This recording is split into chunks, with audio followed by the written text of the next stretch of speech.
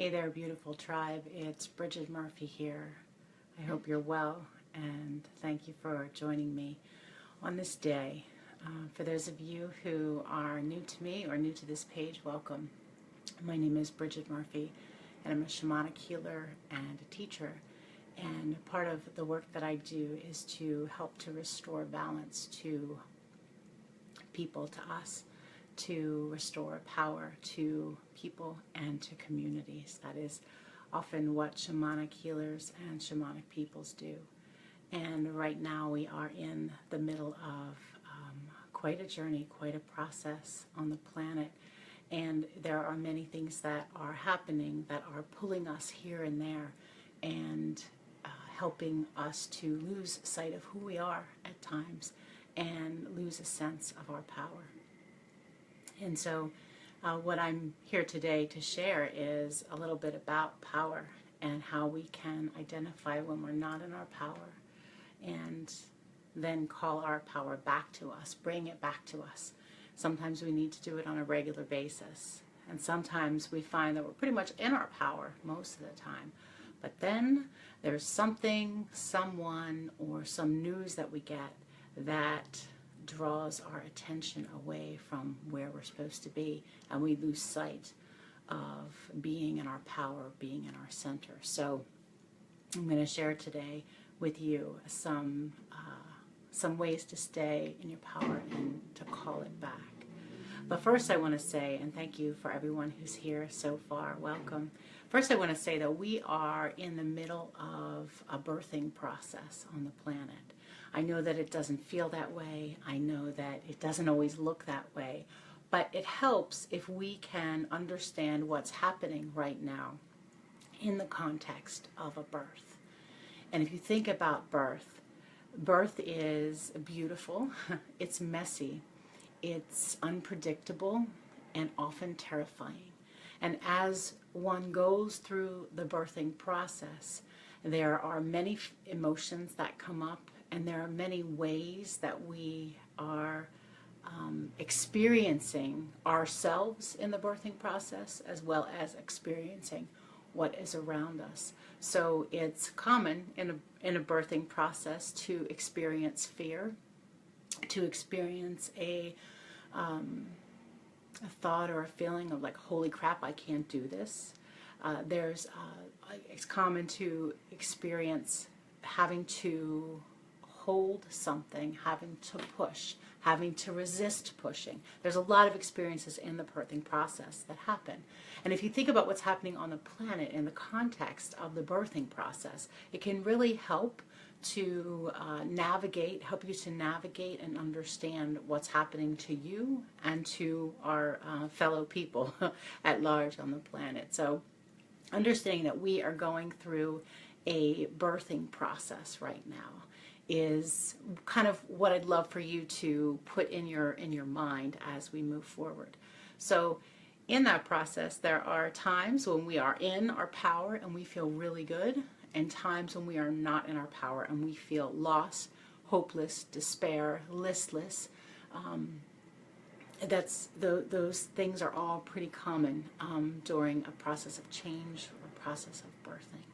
And what we're experiencing now is unlike anything we've ever experienced in our lifetimes on this planet. So being in our power is important. And when I say power, I'm referring to our energy, our personal energy, which is indeed connected to the universal energy and the collective force. We're all connected. We're tightly woven into a web. But what I'm talking about right now is our personal energy, which can sometimes get glommed into the mass energy and we don't know what's what. So I want to make sure that we are in our own energy, in our own power, and able to discern when we're not. So some of the ways that when we are in our power, we are in our hearts. A few ways that we know we're in our power. We are in our hearts, or we come back to our hearts and we remember how to find our way home into our hearts. That's a way that we know that we're in power. Being grounded. being able to slow ourselves down, including our bodies, our minds, our breath, being able to move into a grounded place means that we are coming into our power. So if you feel grounded, chances are pretty likely that you also feel like you are strong and sturdy and in your power. Being sure of your decisions and being able to make decisions, that is a sure sign that you are in your power.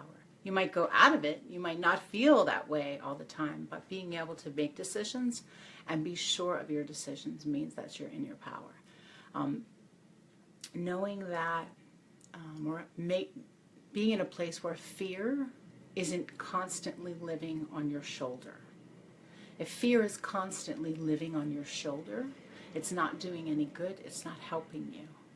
So when fear is not living on your shoulder, when you can dip in and out of fear and keep moving, you're in your power. And when you can take action, solid action on your decisions to move forward or to help other people or to join up with other people in taking action on things, you are in your power. So those are all examples of how we are in our power. And if you're finding it hard to experience any of what I just described, chances are you might be a little lost or not connected to your power right now. So we want to bring that back. We want to call that back because we need everybody on board. We need all of us, regardless of our beliefs or our personal agendas and preferences. We need everybody to be in their power, strong in themselves and in their hearts. So a few ways that you can be in your power. First thing is, recognize when you're not in your power and then decide to be in your power. So decide right now, I'm going to be in my power. Even if I don't know what this lady means, I want to be in my power. As soon as you decide and state that and declare it, you are calling your energy back to you. Our energy can sometimes stray, it can sometimes wander, it can be, it can wander places and go off, and we need to call it back. Just like we need to call our focus back, we need to call ourself back into our hearts, we need to call our energy and our power back. So stopping and recognizing, okay, I want to do this, I want to call my power back, is a good way to start. Second is, or another idea is to stop and breathe. Just take a deep breath in and let it out. I know that when we talk about breathing all the time, but actually stopping and breathing in and breathing down so that you are moving your energy down towards the earth is one of the ways that you can start to be in your power, call your power back. Another way that you can do that is to just invite your energy back. I invite my energy back. I'm standing here on the ground with my feet on the ground. My heart is open. My arms, I don't know if you can see them, my arms are up to the sky or out. I take a breath and I just welcome my energy back. I call back any energy that's gone astray, gone wandering. I call back any of my power and energy that got lost. Call you back to me to be available right now. I call you back. You can do that. You'll notice a shift in your energy when you do that. Another thing to do to call your power back is to invite in help. While your hands are outstretched towards the sky, which always allows us to receive more, it signifies that we are receptive and open and inviting more. So palms up to the sky, and you can do this standing, you can do this sitting, doesn't matter. Invite in help. So we stopped and we've breathed. We've called our power back to us. Now we're going to call in help. We often spend so much time trying to figure everything out on our own. And when we open up to invite help in, we allow ourselves to receive it. So I invite in help. The way that I do this is that I honor my help. I say, thank you for guiding me. Thank you for making this easier. I honor and invite all my help, all of the guidance that's available to me right now. And I breathe. Just that action alone opens you up to more and you start to receive. You may not consciously be aware of every single thing you're receiving, but it doesn't matter. The motion creates movement. So reminding yourself and then reminding yourself of your purpose. That can help you to be in your power. Sometimes when I'm frazzled and all over the place and I don't know what the heck I'm doing here, which happens to me too, because it happens to all of us, I remind myself of why I'm here. I came here at this time because I am a part of the change and the birthing process that's happening on the planet. And whether or not you know this and are aware of this, you did too. That's why you're here too. And so wherever you're at in your knowing of why you're here, remind yourself of that. It might be that you're here to support your kids or your grandkids. It might be that you are here as a healer or a teacher. It may be that you are here to hold a piece of government policy. There's many reasons. Reminding yourself of why you're here can be grounding and can pull yourself back into your power. And then I talk about grounding a lot. Grounding is important. There's many ways to ground yourself. I would love to hear, I always ask my students and my clients, how do you define grounding and how do you ground yourself? One of the ways that I ground myself is to be outside and breathing in fresh air and being in the trees, which I've not done enough of lately, to be honest. But being outside and allowing the energy of nature to support you is really grounding. Taking a bath or taking baths is also grounding.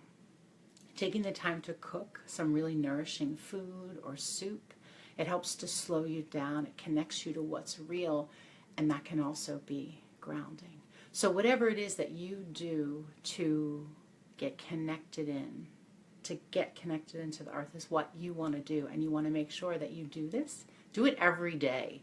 Do one little thing to ground yourself every day.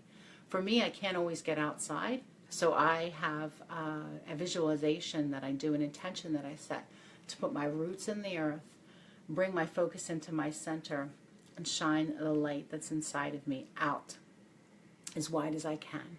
So that's my grounding process. You can do that at any time. Finding whatever it is that helps you to be grounded in doing it is really, really important. We make better decisions when we're grounded.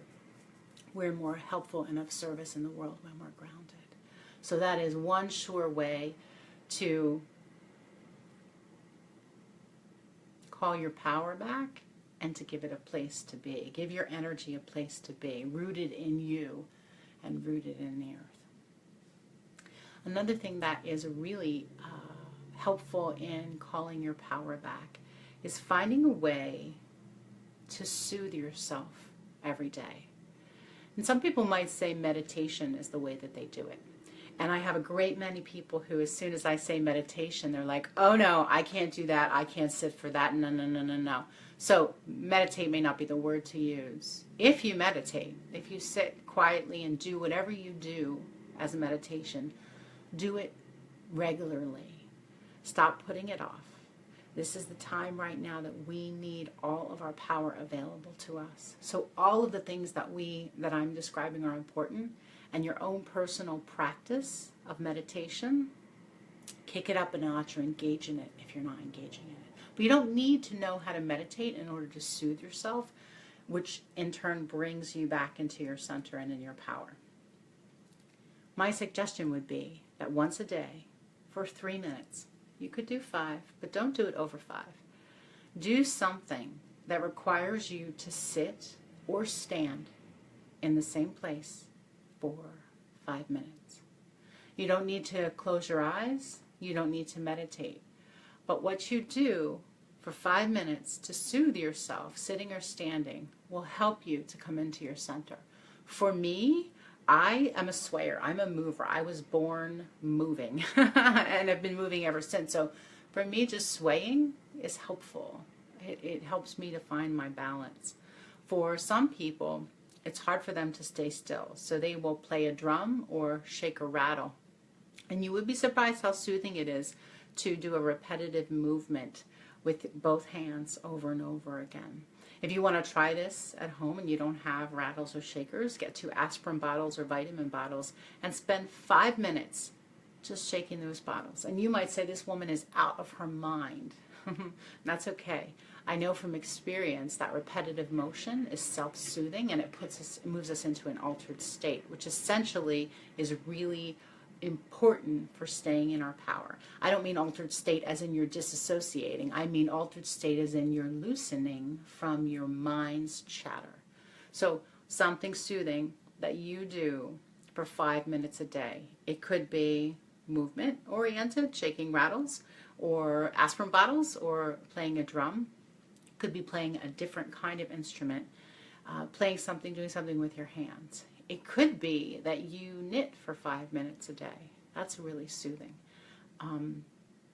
Whatever it is that you do, spend 5 minutes, or whatever you decide to do, spend 5 minutes doing it. It could be, if you like to breathe and focus on your breath, that you breathe for 5 minutes, and you could do an in-breath for 4 and an out-breath for 4, and pause for 4 in between those breaths, and do that for 5 minutes. If you work with your breath, that's a great thing to do. If none of this feels like you can do it, then try singing a song that you like, a lullaby, a melody that rhymes. Do that for 5 minutes. All of those things that I just described are self-soothing, and we want to be able to soothe ourselves and essentially ground ourselves through that every day. The time of excuses, if I don't have time for that, I can't do it, it's kind of over. We really need you to be on board, and we need you to be in your power. So taking 5 minutes a day, 3 minutes, you can start out if you want, to soothe yourself and ground yourself is really important. You're worth it, and your mental health and the state that you're in is worth it. You'll notice that 5 minutes is nothing in the beginning, or maybe it might be hard, but it's not that much time in the beginning. And then as you do this practice over and over again, you'll notice a shift in your awareness. You'll notice that you are calmer, and you will be able to work with your energy a little bit more. It'll increase your sensitivity. So 5 minutes a day doing something soothing is also part of being in your power. So just to recap again, some ways to be in your power. Stop and breathe. Recognize that you're not in your power and that you want to call it back and welcome it back. Opening your arms up here to the sky, taking a breath and inviting your power back. I call my power back. I call all of my energy back to me from wherever it wandered or strayed. Come back. You're welcome here. Thank you for returning. While your hands are up, invite in some help. Thank you to all of my guidance and all of the forces of the universe. Thank you, wisdom keepers. Thank you, energy of my ancestors. Whomever it is that you want to thank and invite in, invite them in. Arms open. Next is to remind yourself of what your purpose is. Remind yourself why you're here. And then grounding, doing things that are grounding. Taking baths, taking walks in the woods, doing a visualization where you put your roots down and find your center. And then lastly, meditation, or doing something that's self-soothing each day for 5 minutes. It could be singing to yourself. It could be shaking some instruments, some rattles. It could be knitting. 5 minutes is something that you do for soothing. So those are ways that we can be in our power. Just setting the intention of calling your power back to you.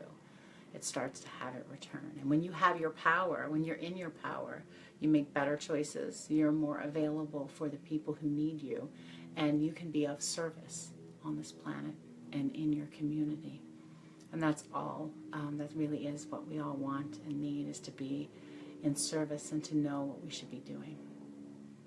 I thank you for showing up. Thanks for being here and listening to these ideas of how to call your power back. I welcome your questions and your comments. You can leave them at any time. You can contact me afterwards. If you want to stay connected, you're welcome to subscribe to the Spirit Works page. Make sure you're following.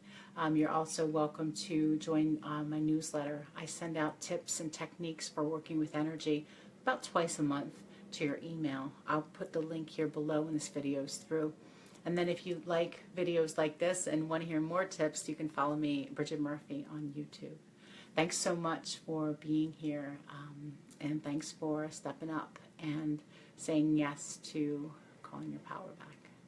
I'll see you next week. Bye for now.